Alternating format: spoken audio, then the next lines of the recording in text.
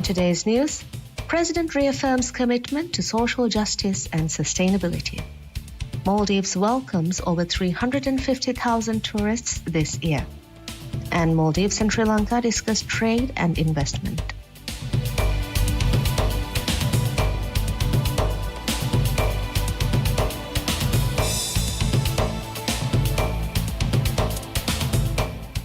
Bismillahirrahmanirrahim. Assalamu alaikum.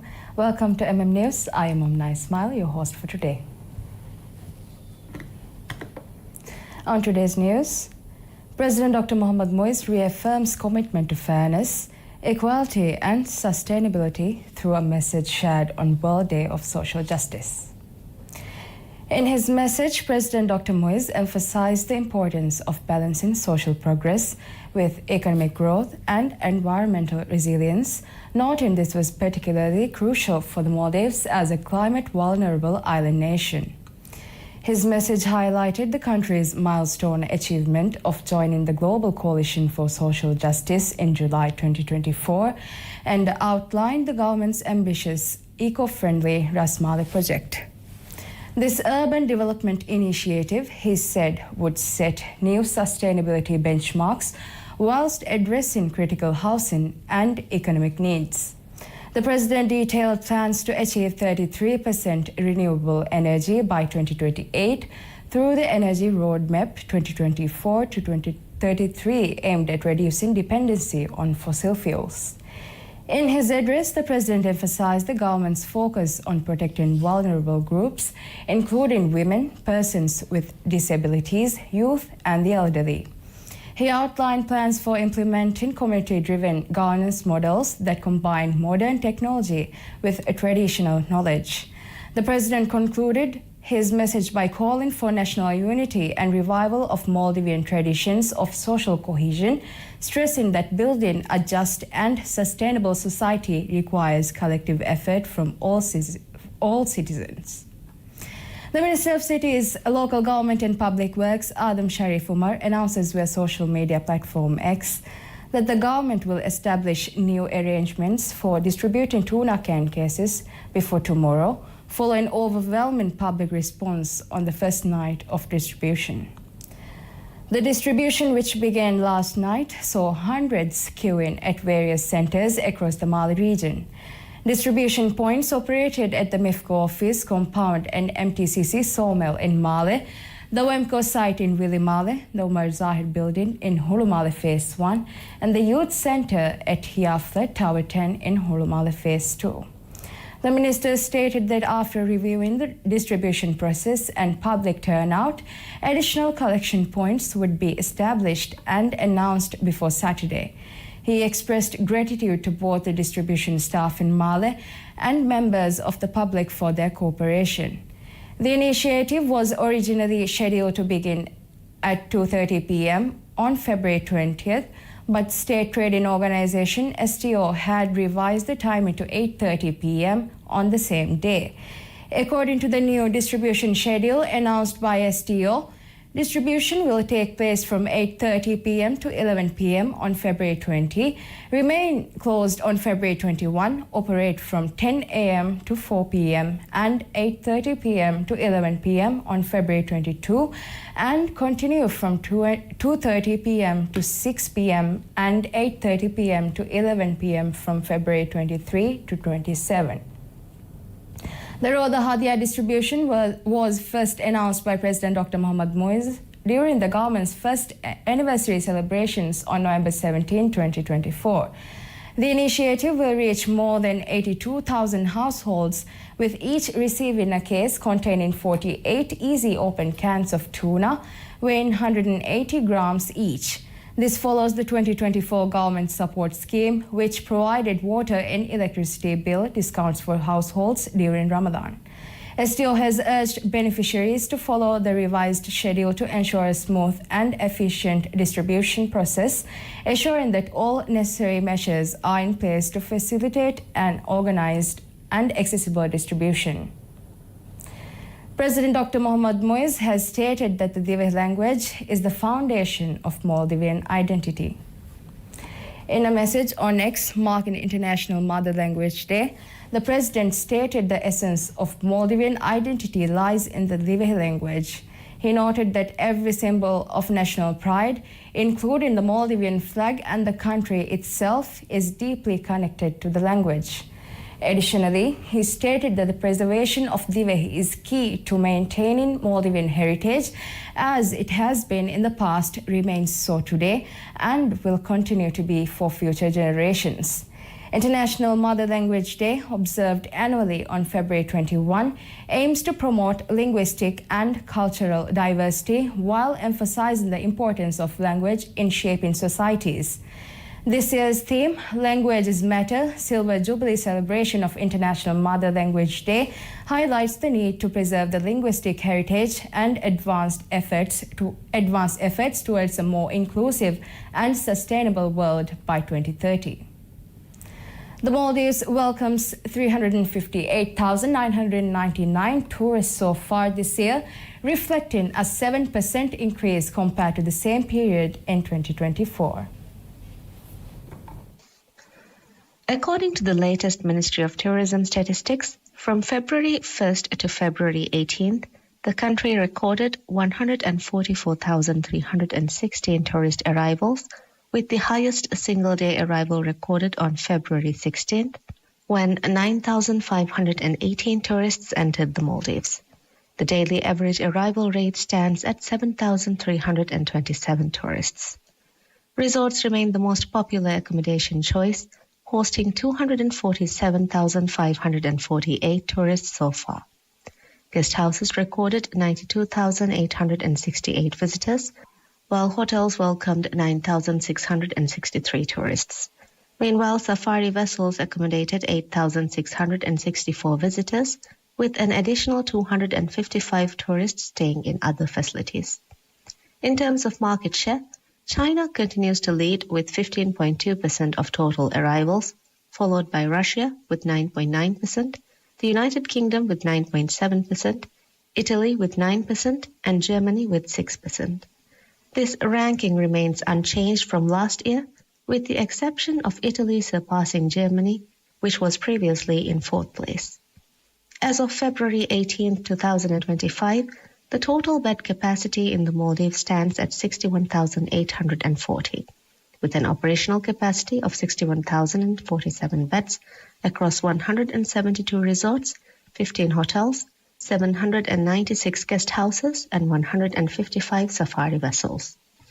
Having recently marked 53 years since the arrival of its first tourists, the Maldives is setting its sights on a new milestone and is targeting 2.3 million tourist arrivals by the end of 2025.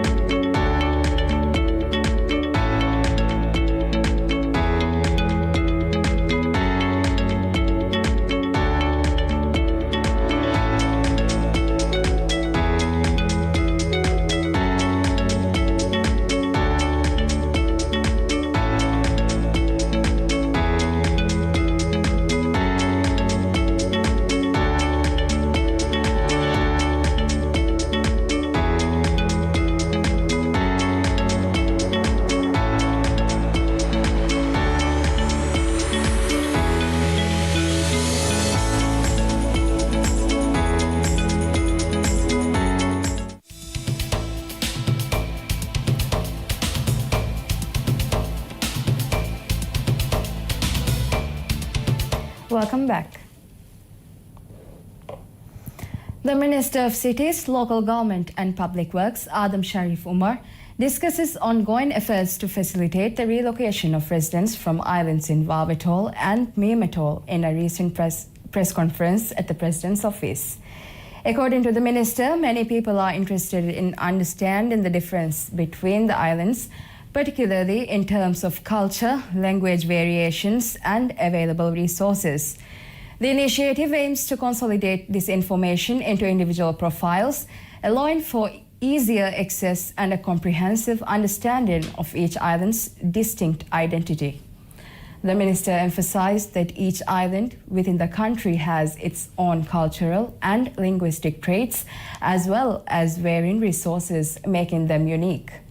Recognizing this diversity, the government is working to ensure that these aspects are systematically recorded and made accessible in a structured format. In line with the government's previous initiatives, a similar relocation plan is underway for the residents of Hirimarado, with plans to move them to Hanimado.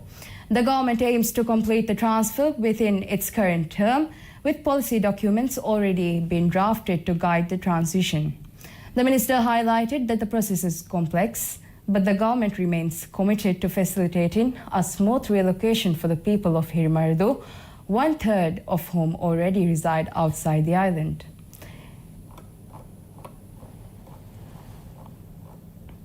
Dr. Abdullah Khalil, Minister of Foreign Affairs, recently held an interactive session with Sri Lanka's business community, where he outlined plans to further strengthen trade relations and expand investment opportunities between the two nations. His address reaffirmed the Maldives' commitment to fostering economic cooperation and enhancing bilateral partnerships. During the discussion, Minister Dr. Khalil provided an overview of the Maldives' fiscal and economic policies, emphasizing the country's positive economic trajectory. He highlighted the government's dedication to maintaining stability and sustainable growth, ensuring a favorable environment for both local and foreign investors.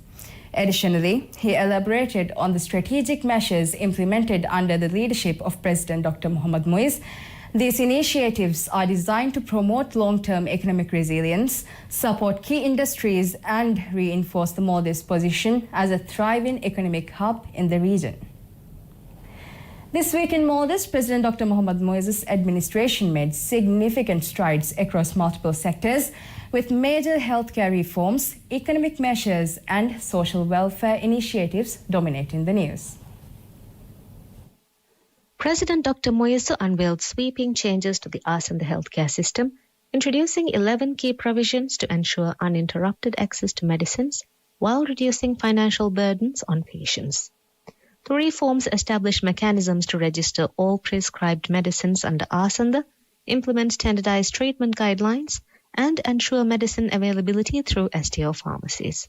Digital innovations include a dashboard displaying real-time medicine availability and a tracking system enabling patients to monitor medicine location through their prescriptions. These changes build upon 2024 measures that implemented bulk procurement and price controls for 250 medicines, with all savings to be reinvested in health sector improvements. The President also announced expanded healthcare services, including enhanced thalassemia care with free bone marrow transplants, a new specialized hospital, and improved mental health services, including a 24-hour national mental health helpline. The government is taking decisive action against Ramadan price inflation. Economic Development Minister Muhammad Saeed warned that businesses increasing prices of essential goods during Ramadan will face immediate action. Despite World Bank projections of a 7% price increase, early government intervention has successfully maintained prices below 3%. Under the newly formulated policy, the government has identified 183 essential items, with 54 designated as critical, especially for Ramadan.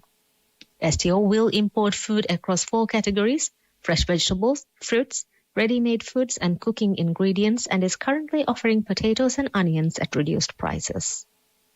Banking services are expanding nationwide, with Bank of Maldives launching its first US dollar ATM in Ado City. This marks the beginning of an ambitious project to install 122 additional ATMs throughout the country by 2025, advancing President Dr. Moise's pledge to decentralize banking services. The expansion includes both conventional and Islamic banking services, with BML establishing ATM services on every inhabited island by year-end. This development is particularly timely for Addu City, which is currently undergoing significant development, including the Gang International Airport project and the Aseri Tourism Initiative aimed at developing 6,000 tourist beds. The President announced plans to restore Asfarno Beach and Sultan Park, the two key public spaces in Mali that have experienced environmental degradation and structural decline. While specific details remain forthcoming, the initiative aims to improve infrastructure and enhance visitor experience at these essential recreational areas for Mali residents, where open spaces are limited but vital for community well-being. In a strategic reorganization, the government merged the Ministries of Tourism and Environment. Minister Tariq Ibrahim explained that this decision would enhance environmental protection, promote renewable energy, and improve waste management, noting that 65% of tourists visit the Maldives specifically for its natural beauty. The merger aims to facilitate resorts adopting green policies by placing environmental regulations and tourism operations under a single ministry, strengthening collaboration between tourism and environmental stakeholders to ensure conservation efforts align with the country's tourism development goals. President Dr. Moise ratified the 14th Amendment to the Decentralization Act, strengthening women's development committees across islands and cities. The amendment introduces structured procedures for allocating government grants, establishes fund management guidelines, and introduces Ramazan allowances of 3,000 rupiah for committee members. Social and Family Development Minister Dr. Aishat Shiham announced new policies to prioritize families caring for elderly parents within housing schemes. The Housing Ministry is revising policies to award additional points to families wishing to live with parents, recognizing that family living reduces loneliness among the elderly. The First Lady, Madam Sajida Muhammad, celebrated the first anniversary of Isra Vehingenadi, a center for senior citizens that fulfills the President's pledge to develop specialized facilities across different regions. More than 60 island councils have expressed interest in establishing similar centers, with over 200 people already registered as members. During the ceremony, the First Lady emphasized the value of intergenerational knowledge transfer, urging students to harness the knowledge and experience shared by senior citizens to strengthen their confidence and deepen their understanding. Vice President Ustaz Hussein Muhammad Latif participated in the World Government Summit 2025 in Dubai, expressing the urgency of climate action and outlining the Maldives' vision to generate 33% of electricity from renewable resources by 2028. The Energy Roadmap 2024 to 2033 will guide this transition towards reducing fossil fuel dependency. The Vice President highlighted the Maldives' successful 3-year partnership with the UAE's Government Experience Exchanging Program, which has trained 128 government employees, strengthening international collaboration on governance and sustainability. The Supreme Court is hearing a challenge to the anti-defection constitutional amendment that allows MPs to lose their seats if they defect or are expelled from their party. The state has raised jurisdictional objections, arguing that legally passed amendments without procedural irregularities cannot be subject to Supreme Court review. As hearings progress, the Supreme Court judges are actively engaging with both parties on the legal and constitutional implications of the amendment, with the full bench addressing procedural objections alongside the main issue. On World Social Justice Day, President Dr. Moise reaffirmed the Maldives' commitment to fairness, equality, and sustainability. Having joined the Global Coalition for Social Justice in July 2024, the country is implementing policies across economic, environmental, educational, and labor sectors to ensure an inclusive transition to sustainability. Central to these efforts is the development of Ras Mali, an eco-friendly urban center designed to address critical housing and economic needs while setting new sustainability benchmarks. The President emphasized that realizing a just and sustainable future requires collaborative effort and national unity, drawing upon traditional Maldivian values of social cohesion, and collective responsibility. The Maldives has set a target of increasing renewable energy sources to 33% by 2028, guided by the Energy Roadmap 2024 to 2033, demonstrating the government's commitment to reducing fossil fuel dependency while creating a more sustainable and equitable future for all citizens. That's all we have for you today. Thank you for choosing MMTV and have a lovely day.